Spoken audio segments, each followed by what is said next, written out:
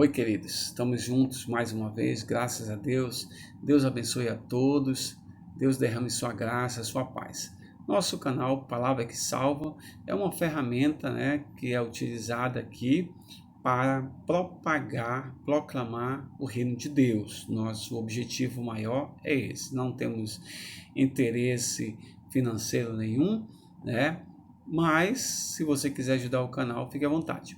Você também pode se inscrever no canal. Você pode ir lá se inscrever no canal. Todas as mensagens, quando forem subirem mensagens novas, você vai ser acionado, dizendo que tem mensagem nova do canal para você.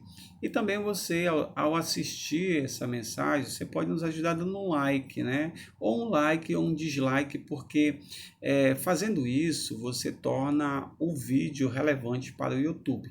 Assim, muitas pessoas vão poder assistir, e o reino de Deus está sendo propagado. Então vamos lá, eu quero compartilhar com vocês hoje Gênesis capítulo 24, o último versículo que diz assim: ó, Isaac conduziu-a até a tenda de Sara, mãe dele, e tomou a Rebeca e lhe foi por mulher. Ele a amou. Assim foi Isaac consolado depois da morte da sua mãe. Então nós temos a história de Isaac, Rebeca e Sara, mãe de Isaac. E eu gostaria de começar falando sobre um termo que a gente chama de simbiose. Bom, vamos lá. O que é a simbiose? A simbiose, ela escreve uma situação de dependência, dependência emocional entre indivíduos. Como é que nós podemos ver isso, pastor? Assim, o indivíduo, na condição de recém-nascido, ele necessita de ajuda externa para poder sobreviver. Nós somos animais racionais, Quando na condição de recém-nascidos, nós precisamos de pelo menos 2 anos de alguém que nos possa dar essa ajuda de sobrevivência para nos tornarmos seres humanos e humanizados por alguém.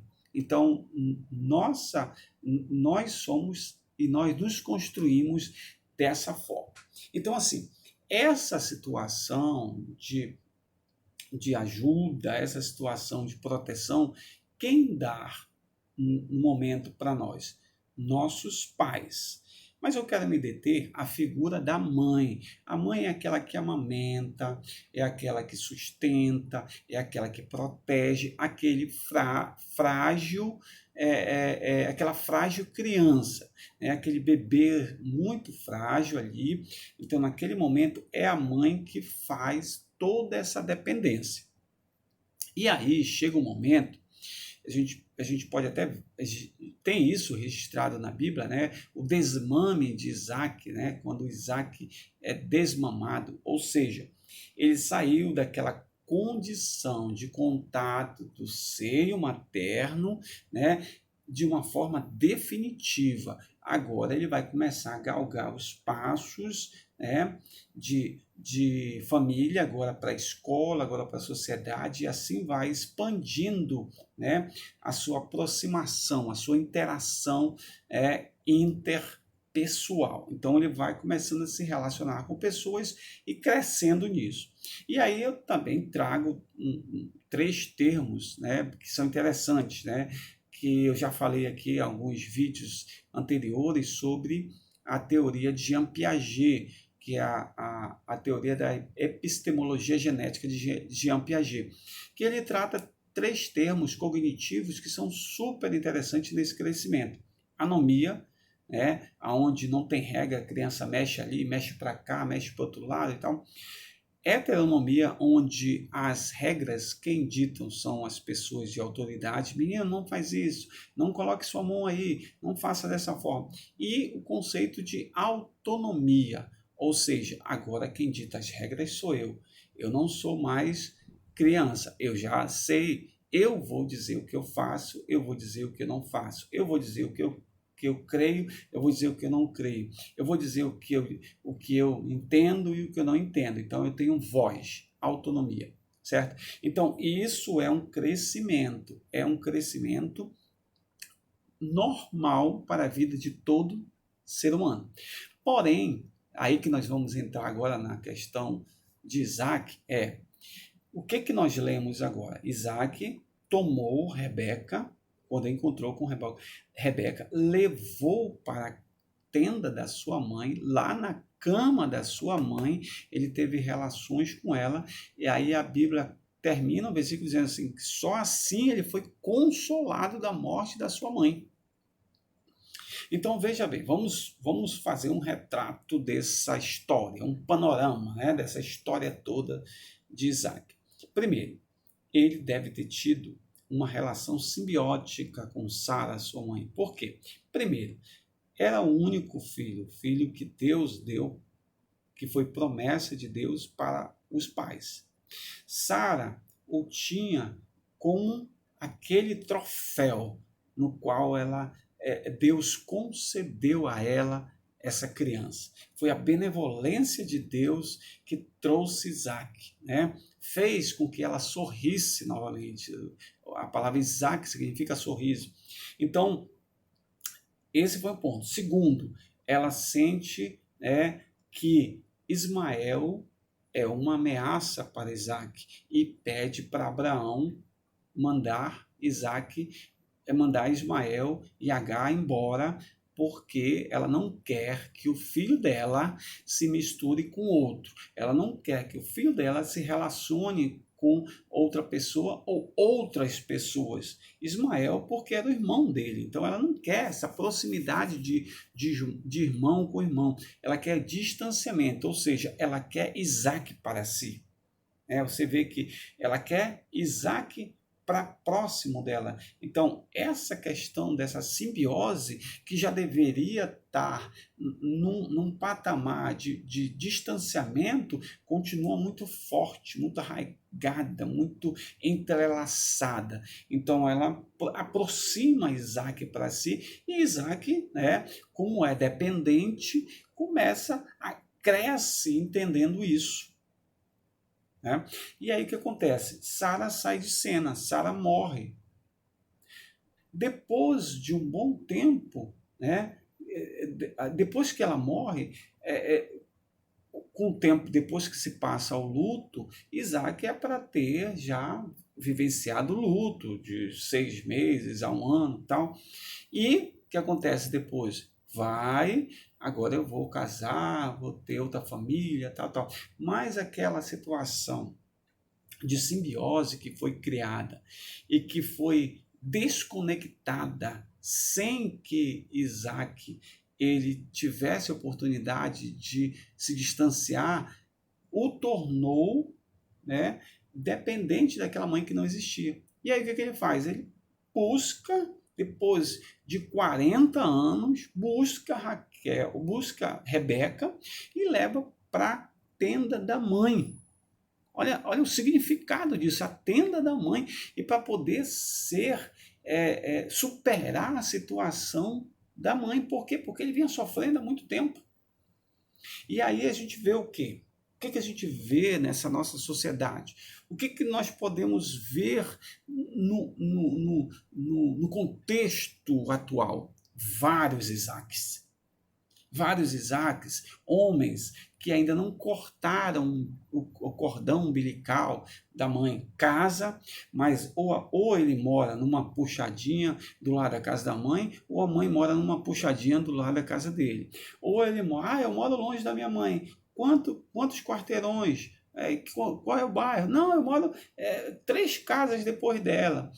Ou então casa, leva a mãe para dentro de casa, ou então casa, a mãe fica morando lá no outro bairro, lá no outro, mais distante, mas todas as suas ações, todas as suas decisões, tudo que ele faz antes ele só faz, ele vai lá e consulta a mãe. Às vezes deixa até de consultar a esposa para consultar a mãe, porque a palavra da mãe vale mais do que da esposa. Então, mesmo numa situação geográfica, ele estando distanciado, mas afetivamente ele está completamente numa simbiose, formando uma simbiose com a mãe, porque o cordão ainda não foi cortado. Nem a mãe, nem ele tem força suficiente para cortar esse umbigo. Por quê? Porque o entrelaçamento é tão grande, tão forte, que nenhum dos dois, a priori, consegue cortar essa relação, essa simbiose. Né? Não é aquela mãe deixar de ser mãe ou o filho deixar de ser filho. Não é isso que eu estou me referindo. Eu estou me referindo àquele entrelaçamento afetivo que já deveria ter se distanciado e não se distanciou. Outra situação também é o que? É homens, né? Que a gente chama de solteirismo, né? Homens que decidiram voltar para casa depois de uma situação constrangedora, depois que a mãe não aceitou aquela mulher, depois que a mãe não gostou daquela mulher, e aí ele vai trocando, vai trocando, vai trocando, vai trocando, e mãe, essa daqui eu quero casar com ela. Não, meu filho, essa daí não serve para ti, não. É, outra, mãe, essa daqui eu queria casar com ela. Não, essa daí não serve para ti, não. Isso aí não serve para ti, sai disso, tal. E aí ele nunca consegue, né, se distanciar. Por quê? Porque ele está ligado afetivamente à mãe. Está numa forma tão dependente daquela mãe que ele não consegue fazer outra coisa se não for pela vontade ou pela decisão dessa mulher, né? Então, assim, o que seria bom, então, pastor, fazer numa situação dessa? Primeiro, começar a questão de amadurecer para as questões da vida. Amadurecer para a questão da vida.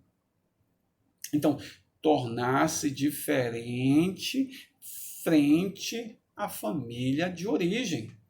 O teu pai e a tua mãe. Tornar-se diferente diante dessa família de origem. Opa, essa aqui é a minha família de origem. Né?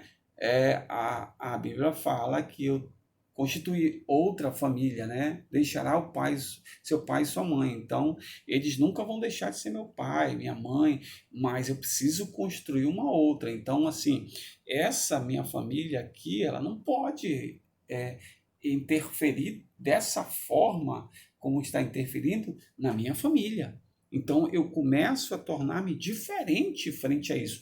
Não, eu respeito meu pai, eu respeito minha mãe, eu amo meu pai, eu amo minha mãe, mas eu amo também minha esposa, meus filhos. Então, eu preciso exercer esse papel de homem, de pai e de marido. Eu não sou mais um filho, eu não sou mais uma criança, né? Para ficar naquela condição sempre de que tem que ter alguém de mais autoridade para falar por mim, para cuidar de mim, para dizer por mim. Aí não, eu agora sou homem, eu agora sou pai e agora sou marido, e eu preciso exercer essas três funções. Né? Fora a questão de buscar relacionamentos com pessoas que estejam na mesma faixa etária. Na mesma faixa etária. Você vê que a situação de Isaac e Rebeca é uma situação que nós podemos perceber a mão de Deus, né, no plano divino. Mas no plano relacional, era uma menina, 17, 18 anos, casando com um homem de 40. Né? A gente sabe que Deus tinha um plano nisso. Né? Mas olha só a situação. Né? Então, essa questão de tornar-se diferente, essa questão de me relacionar com pessoas na mesma faixa etária, a ordem no trabalho, a questão da independência financeira, né? Esse bojo de situações que estão ao redor, eles precisam ser organizados na minha mente, eles precisam ser organizados dentro de mim. Por quê? Porque agora eu assumi um papel aonde antes eu era menino. falava com o menino, como diz a palavra, agia como, mas agora eu alcancei a estatura de homem, de varão. Então eu não sou mais um homem, um filho, eu sou um pai. Olha só a mudança de papel aí. Eu sou, não sou um filho, eu sou um esposo. Eu não sou um filho, eu sou um marido. Então, essas funções têm que ter exercida, porque senão vai virar uma dependência. E aí a gente consegue ver essa relação aí, né, de pessoas que a geração bumerangue, né, vai lá no mundo, dá uma volta e não deu certo, eu vou voltar para casa da minha mãe, porque lá eu tenho aconchego, eu tenho um abraço dela e tal, então eu vou voltar para lá. E volta. Eu não estou interferindo na tua volta, nem dizendo para te voltar, estou te mostrando uma situação que se traça. E aí fica preso. Por quê? Porque também decidiu que não quer mais ter relações com ninguém, que não vai procurar uma mulher para constituir uma família, que não tenta nem isso. Por quê? Porque está preso, atrelado a uma figura materna. É a hora de cortar esse cordão umbilical. Que Deus te abençoe poderosamente. Amém.